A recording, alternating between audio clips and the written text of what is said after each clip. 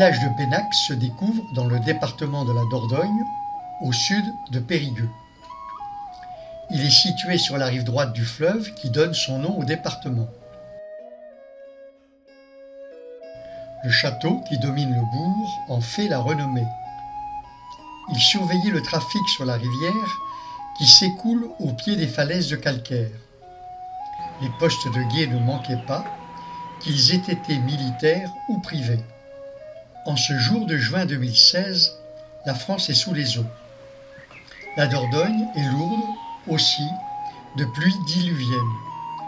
Et si les riverains n'ont pas les pieds dans l'eau, toute circulation fluviale est interdite. Il y a cependant quelques passe-droits. La place est occupée depuis l'âge de bronze, 10 siècles avant notre ère.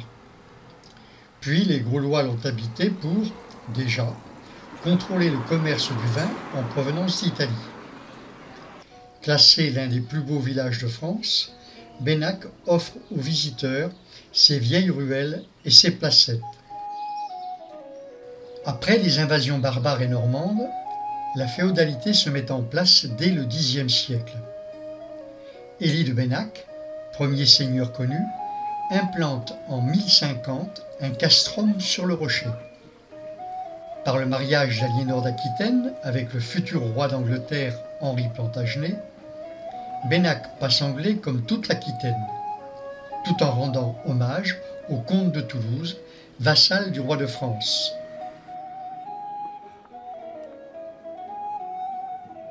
Le roi d'Angleterre, Richard Ier dit Cœur de Lion, s'empare du château en 1197.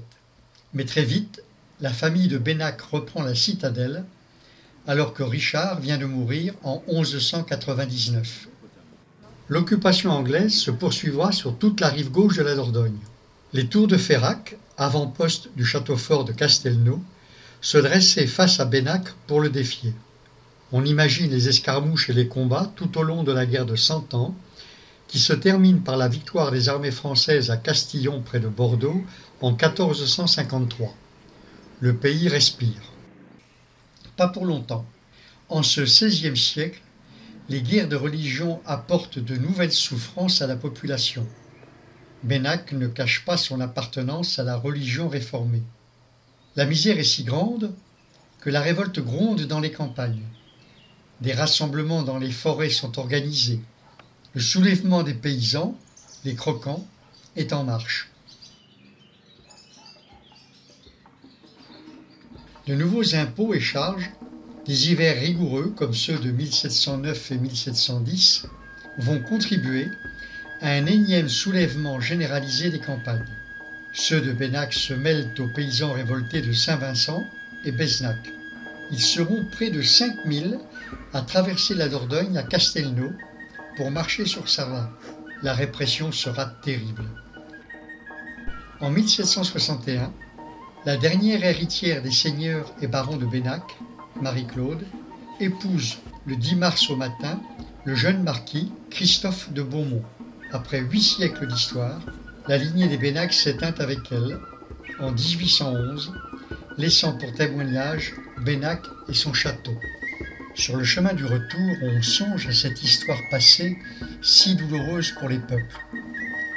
Les pierres et les maisons, si joliment rénovées, témoins de ces temps, n'en rendent pas compte. Tout semble effacé. La Dordogne immuable, aujourd'hui sereine, qui trace son sillon entre les hommes et les pays, invite à la paix. Saurons-nous l'entendre ?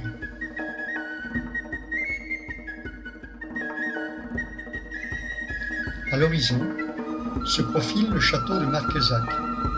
Quelle histoire nous racontera-t-il ?